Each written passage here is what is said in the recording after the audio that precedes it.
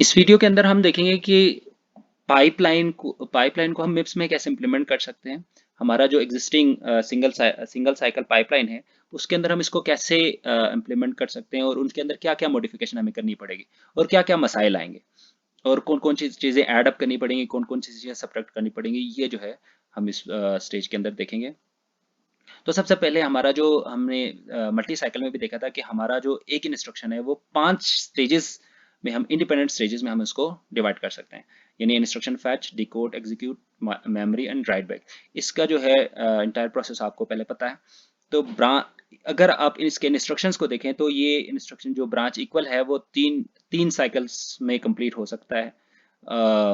Are type 4 cycle में complete हो सकता है, स्टोर वर्ड 4 साइकिल में, और लोड वर्ड आपका जो है स्लोवेस्ट इंस्ट्रक्शन है जो कि 5 स्टेज पूरे में कंप्लीट होता है।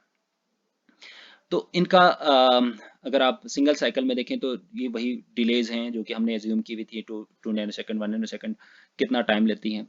तो आपका जो इंटायर स्टेज है वो सिंगल साइकिल के अंदर वो इस पूरे प्रोसेस से जब गुजरता है तो हम इसको एग्जीक्यूशन उसका टाइम कहते हैं। तो अगर आप सिंगल साइकिल में देखें तो क्या होता है जी कि सबसे पहले वो रीड होता है, फिर उसके बाद वो राइट स्टेज पे जाता है, फिर उसके बाद वो एग्जीक्यूशन स्टेज पे जाता है, फिर उसके बाद वो मेमोरी स्टेज पे जाता है, फिर वो राइट बैक पे जाता है। तो अगर आप मल्टीपल में देखें या सिंगल में देखें तो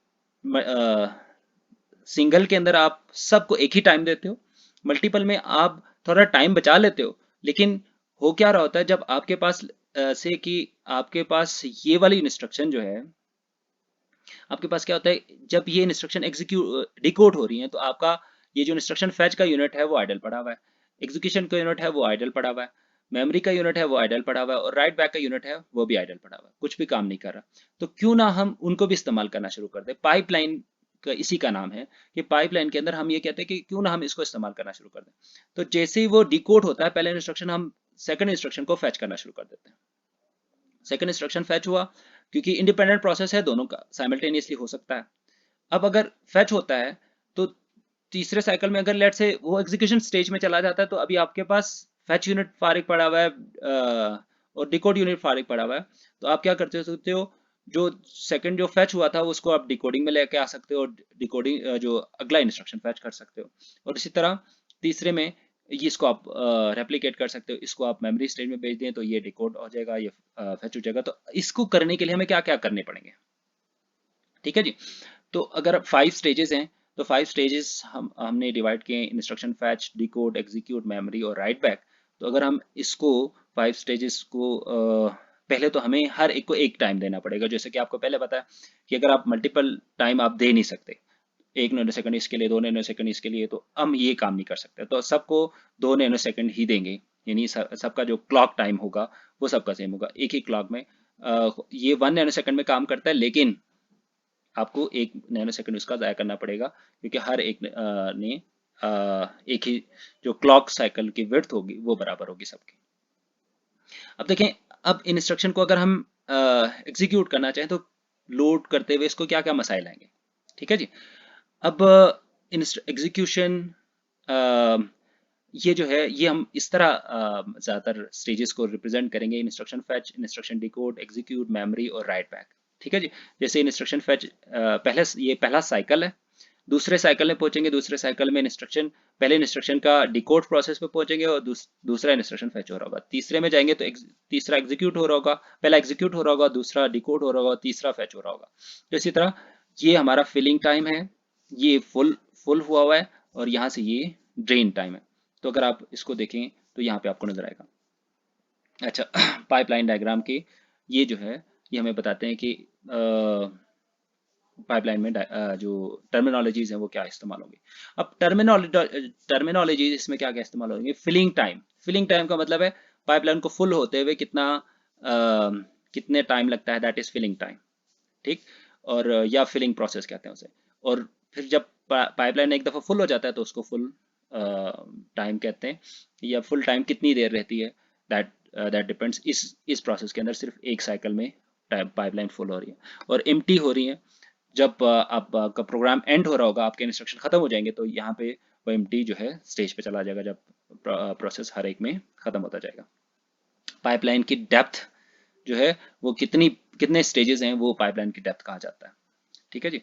अब अगर परफॉर्मेंस को अगर आप देखें तो पाइपलाइन फिल करते हुए कितना टाइम लग रहा है, दैट इज 4 साइकिल। ठीक है जी। और फिर उसके बाद उसका जो है कितने, अब एक दफा फिल हो गया, उसके बाद अब कितने साइकिल में आपका प्रोसेस हो रहा है, यानी फिलिंग टाइम आपका 4 साइकिल है। उसके बाद कितने इंस्ट्रक्शंस हैं आपके पास, नंबर ऑफ इंस्ट्रक्शंस, हर साइकिल में एक इंस्ट्रक्शन एग्जीक्यूट हो रहा है। पहले इंस्ट्रक्शन एक पहला जो है आपको आउटपुट मिलेगी 5वें साइकिल में, फिर दूसरा आउटपुट मिलेगी छठे में, 7वें में, 8वें में, 9वें में। तो इसका मतलब है आपको 2-2 सेकंड बाद आपको आउटपुट मिलती जाएगी, दैट इज फिलिंग टाइम। हम कुछ टर्मिनोलॉजीज बात करें। अब यहाँ पे मसाइल क्या आ सकते हैं? मसाइल ये हो सकते हैं कि एग्जीक्यूशन और फैच में आप जैसे मल्टी साइकिल में आपने देखा, मल्टी साइकिल में हमने एग्जीक्यूशन यूनिट जो हमारे पास था, एग्जीक्यूशन में भी हमें एएलयू चाहिए और इंस्ट्रक्शन फैच के अंदर पीसी के वैल्यू को कैलकुलेट करने के लिए भी एएलयू चाहिए। तो मल्टी साइकिल में हमने उसको निकाल दिया था, लेकिन सिंगल साइकिल में वो मौजूद है। तो हमें यहाँ पे भी चाहिए, क्योंकि हर एक इंडिपेंडेंट है, तो इंस्ट्रक्शन फैच एक इंडिपेंडेंट यूनिट है, तो वो एग्जीक्यूशन यूनिट के रिसोर्सेज पे डिपेंड नहीं कर सकती। तो उसके लिए हमें रिसोर्सेज नहीं चाहिए।